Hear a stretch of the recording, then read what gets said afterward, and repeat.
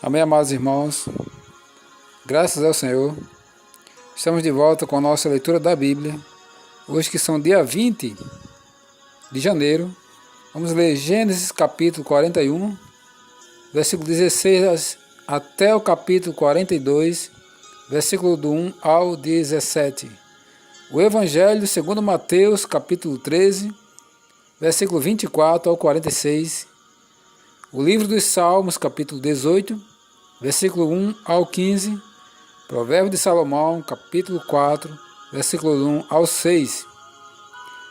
Seja muito bem-vindo ao canal Bíblia em Foco 66. E se você ainda não é inscrito no canal, inscreva-se, deixe o seu joinha, ative as notificações, comente e compartilhe com quem você gosta, para também abençoar com a palavra de Deus. Gênesis 41, versículo 16. Respondeu-lhe José: não está isso em mim, mas Deus dará resposta favorável a Faraó. Então contou Faraó a José: no meu sonho, estava eu de pé na margem do Nilo, e eis que subia dele 7 vacas gordas e formosas à vista, e pastavam no carriçal. Após estas subia outras vacas, fracas, muito feias à vista e magras. Nunca vi outras assim, desformes, em toda a terra do Egito. E as vacas magras e ruins comiam as primeiras 7 gordas, e depois de as terem engolido, não davam aparência de as terem devorado, pois o seu aspecto continuava ruim, como no princípio. Então acordei. Depois vi, em meu sonho, que 7 espigas saíam da mesma haste, cheias e boas. Após elas nasceram 7 espigas secas, mirradas e crestadas do vento oriental. As 7 espigas mirradas devoravam as 7 espigas boas. Contei aos magos, mas ninguém houve que me interpretasse. Então lhe respondeu José: o sonho de Faraó é apenas um.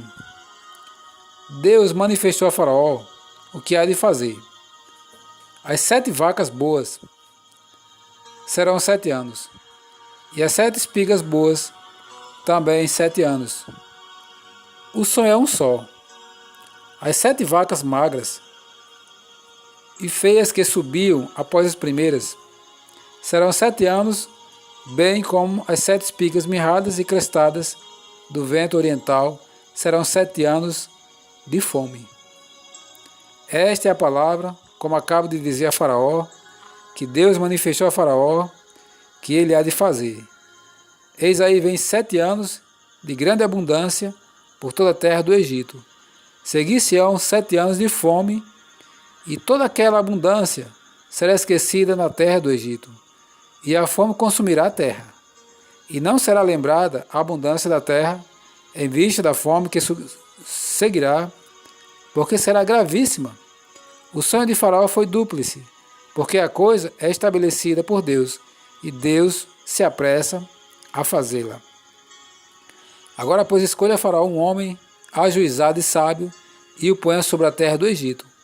Faça isso, Faraó, e ponha administradores sobre a terra, e tome a 5ª parte dos frutos da terra do Egito, nos 7 anos da fartura.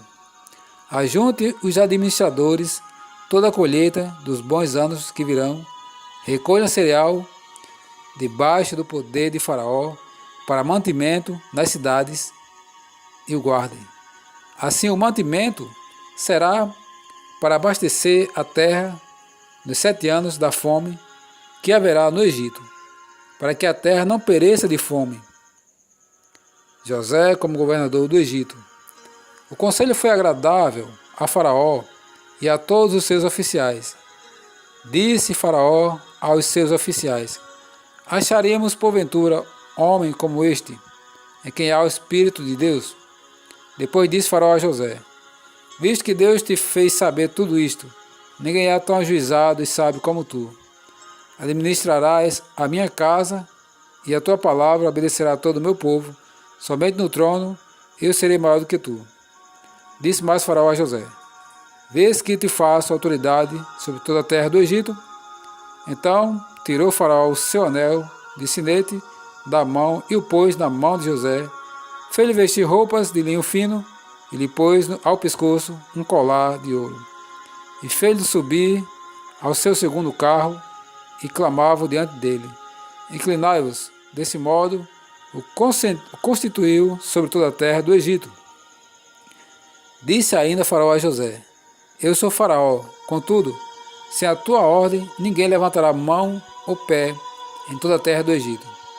E a José chamou o Faraó de Zenate Paneia, e lhe deu por mulher a Azenate, filha de Potífera, sacerdote de On. E percorreu José toda a terra do Egito. Era José da idade de 30 anos, quando se apresentou a Faraó, rei do Egito, e andou por toda a terra do Egito. Dos 7 anos de fartura, a terra produziu abundantemente, e ajuntou José todo o mantimento que houve na terra do Egito durante os 7 anos, e o guardou nas suas cidades. O mantimento do campo ao redor da casa, ao redor de cada cidade, foi guardado na mesma cidade. Assim ajuntou José muitíssimo cereal, como a areia do mar, até perder a conta, porque ia além das medidas.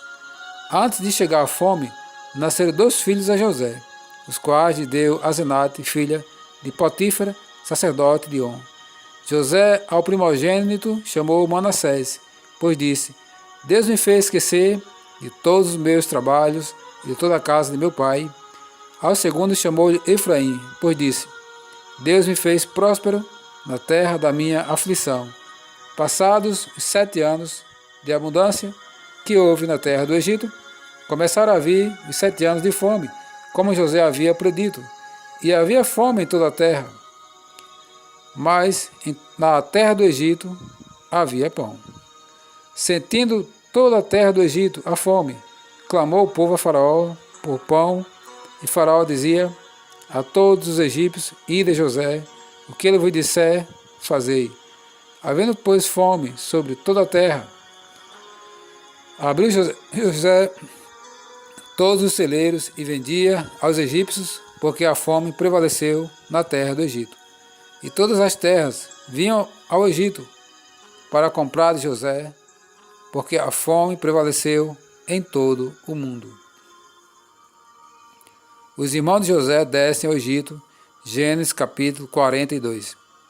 Sabedor Jacó de que havia mantimento no Egito, disse a seus filhos: Por que estáis aí a olhar uns para os outros?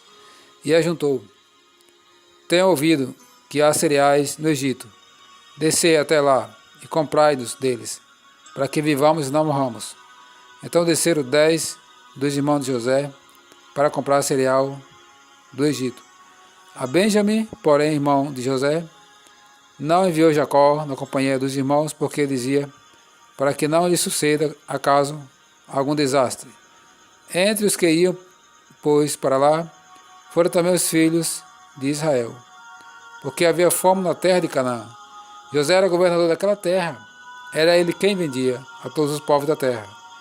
E os irmãos de José vieram e se prostraram o rosto em terra perante ele. Vendo José a seus irmãos, reconheceu-os, porém não se deu a conhecer, e lhes falou asperamente, e lhes perguntou: De onde vindes? Responderam: Da terra de Canaã, para comprar mantimento. José reconheceu os irmãos, porém eles não o reconheceram. Então se lembrou José dos sonhos que tivera a respeito deles, e lhes disse: Vós sois espiões, e viestes para ver os pontos fracos da terra. Responderam-lhe: Não, senhor meu, mas vieram os teus servos para comprar mantimento. Somos todos filhos de um mesmo homem, somos homens honestos, e os teus servos não são espiões. Ele, porém, lhe respondeu: Nada disso. Pelo contrário, vieste para ver os pontos fracos da terra. Eles disseram: Não, nós teus servos somos 12 irmãos, filhos de um homem na terra de Canaã. O mais novo está hoje com nosso pai, o outro já não existe. Então lhes falou José: É como eu vos disse, sois espiões. Nisto sereis provados, pela vida de Faraó, daqui não saireis, sem que primeiro venha o vosso irmão mais novo.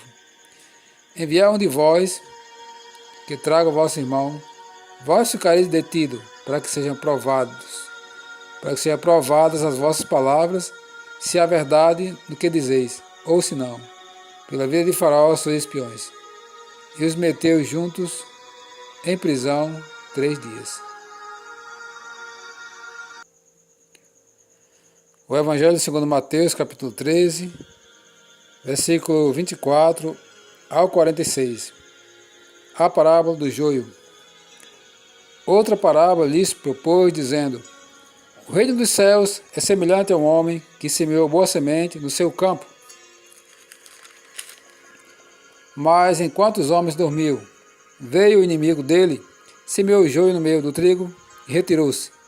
E quando a erva cresceu e produziu fruto, apareceu também o joio. Então, vindo os servos do dono da casa, lhe disseram: Senhor, não semeaste boa semente do teu campo?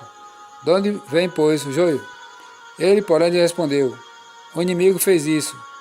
Mas os servos lhe perguntaram: queres que vamos e arranquemos o joio? Não, replicou ele, para que, ao separar o joio, não arranqueis também com ele o trigo. Deixai-os crescer juntos até a colheita, e no tempo da colheita direi aos ceifeiros: ajuntai primeiro o joio, atai em feixes para ser queimado, mas o trigo recolhei-o no meu celeiro. A parábola do grão de mostarda. Outra parábola lhes propôs, dizendo: o reino dos céus é semelhante a um grão de mostarda, que o homem tomou e plantou no seu campo, o qual é, na verdade, a menor de todas as sementes, e crescida é maior do que as hortaliças, e se faz árvore, de modo que as aves do céu vêm aninhar-se nos seus ramos. A parábola do fermento. Disse-lhe outra parábola: o reino dos céus é semelhante a um fermento que uma mulher tomou e escondeu em 3 medidas de farinha, até ficar tudo levedado. Porque Jesus falou por parábolas. Todas essas coisas disse Jesus às multidões por parábolas, e sem parábolas nada lhes dizia, para que se cumprisse o que fora dito por intermédio do profeta: abrirei em parábolas a minha boca, publicarei coisas ocultas desde a criação do mundo. A explicação da parábola do joio. Então, despedindo as multidões, foi Jesus para casa, e chegando-se a ele os seus discípulos, disseram: explica-nos a parábola do joio do campo. E ele respondeu: o que semeia a boa semente é o Filho do Homem. O campo é o mundo, a boa semente são os filhos do reino, os joios são os filhos do maligno, o inimigo que o semeou é o diabo. A ceifa é a consumação do século, os ceifeiros são os anjos, pois assim como o joio é colhido e lançado ao fogo, assim será na consumação do século. Mandará o Filho do Homem os seus anjos, que juntarão do seu reino todos os escândalos e os que praticam a iniquidade, e os lançarão na fornalha acesa, ali haverá choro e ranger de dentes. Então os justos resplandecerão como o sol, no reino de seu Pai. Quem tem ouvidos para ouvir, ouça. A parábola do tesouro escondido. O reino dos céus é semelhante a um tesouro oculto no campo, o qual certo homem, tendo achado, escondeu. E, transbordante de alegria, vai, vende tudo o que tem e compra aquele campo. A parábola da pérola. O reino dos céus é também semelhante a um que negocia e procura boas pérolas. E, tendo achado uma pérola de grande valor, vende tudo o que possui e a compra. A parábola da rede. O reino dos céus é ainda semelhante a uma parábola, a uma rede que, lançada ao mar, recolhe os peixes de toda espécie. Livro dos Salmos, capítulo 18, versículo do 1 ao 15. Ao mestre de canto, Salmo de Davi, servo do Senhor, o qual dirigiu ao Senhor as palavras deste cântico, no dia em que o Senhor o livrou de todos os seus inimigos e das mãos de Saul. Ele disse: eu te amo, ó Senhor, força minha. O Senhor é a minha rocha, a minha cidadela, o meu libertador, o meu Deus e o meu rochedo, em quem me refúgio, o meu escudo e a força da minha salvação, o meu baluarte. Invoco o Senhor, digno de ser louvado, e serei salvo de todos os meus inimigos. Laços de morte me cercaram, torrentes de impiedade me impuseram terror, cadeias infernais me cingiram, tramas de morte me surpreenderam. Na minha angústia invoquei o Senhor, gritei por socorro ao meu Deus.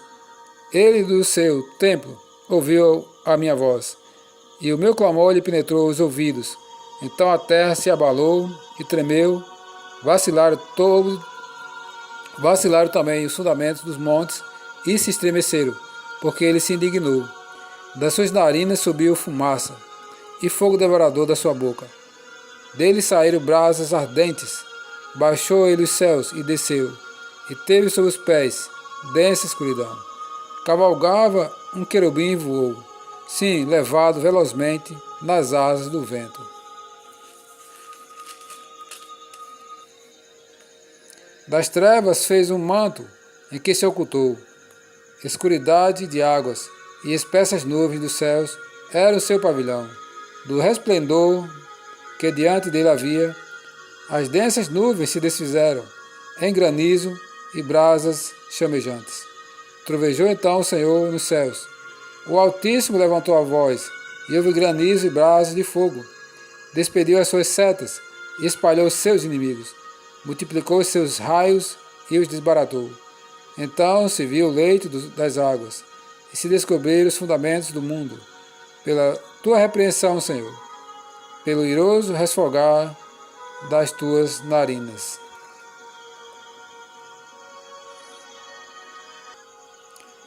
Provérbio de Salomão, capítulo 4, versículo 1 ao 6.